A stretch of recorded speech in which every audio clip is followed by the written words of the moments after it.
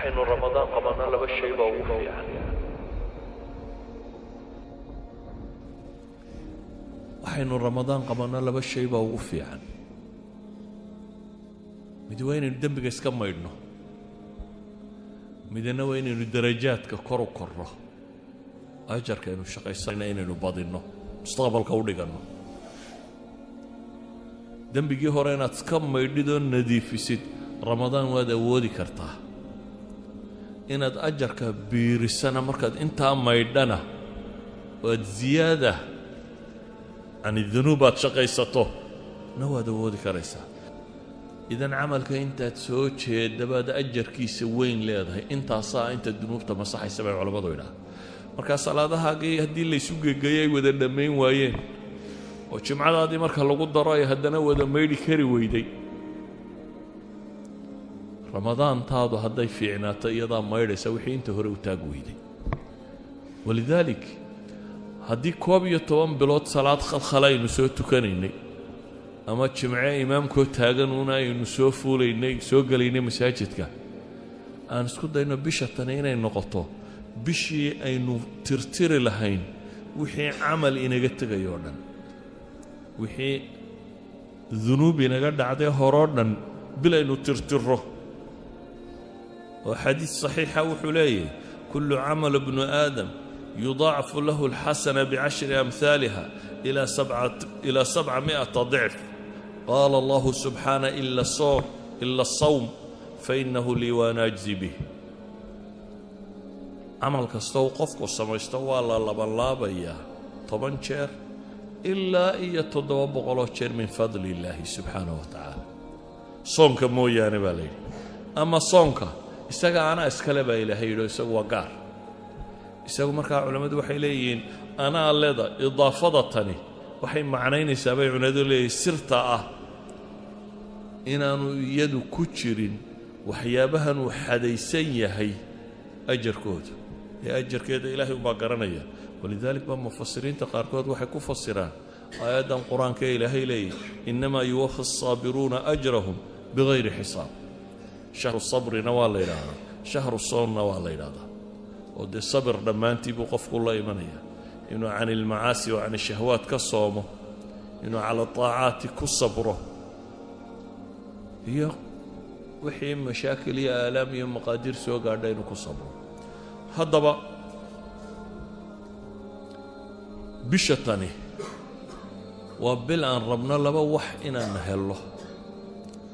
kow in ilaahay dembigaaga dhaafo. hadda maaha inaynu iyada dembi kororsanno. dadka qaar baa bisha tan musalsalaad iyo balaayo bishii uu dembiga hore iska rogi lahaa mid cusub bilaaba. ma aha bil uu qofka bini aadamka ay kaslaan noqdo, bilaad marna hurudown marna ma aha. waa bil qofka muslimka ay ijtihaad ku jiro. waa qofka muslimka waa bil uu dadaalkiisa xadkii kama dambaystaha isku dayay inuu gaadhsiiyo. muxuu rabaa?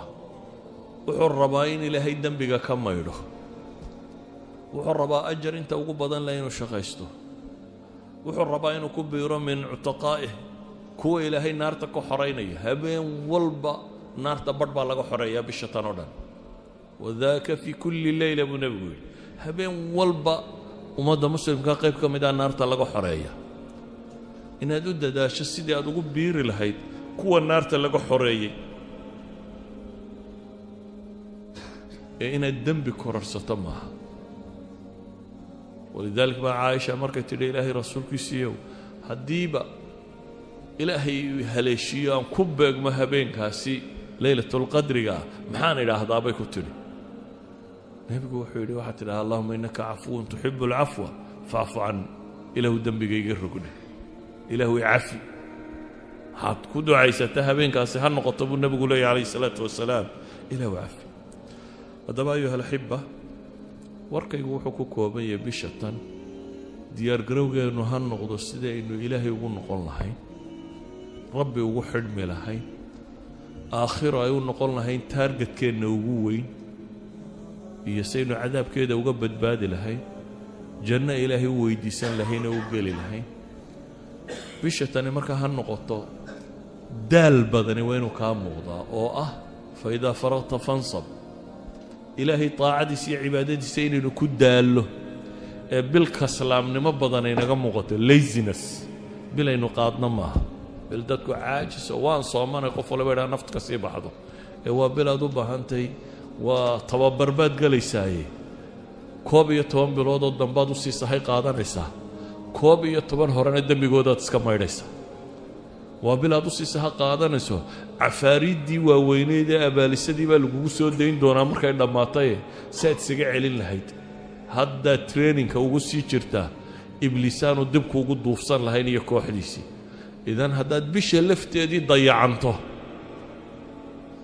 dee waad wada dayacmaysaa si awgeed buu nebigu wuxuu leeyahay man xurima khayruha faqad xurim ama uu aamin u leeyahay jibriil oo leh ninkay ramadaan u soo gasho fansalakh oo ay dhammaato walam yugfar lahu uu leeyahay afka ciidda ha daro nebi maxamedna waa aamiin leeyahay ilaahay waxaan ka baryayaa subxaana wa tacaala inta gaadha bishatan ee asiibtee ka faa'iidaysata ee ilaahay ugu dhowaata in rabbi inaga yeelo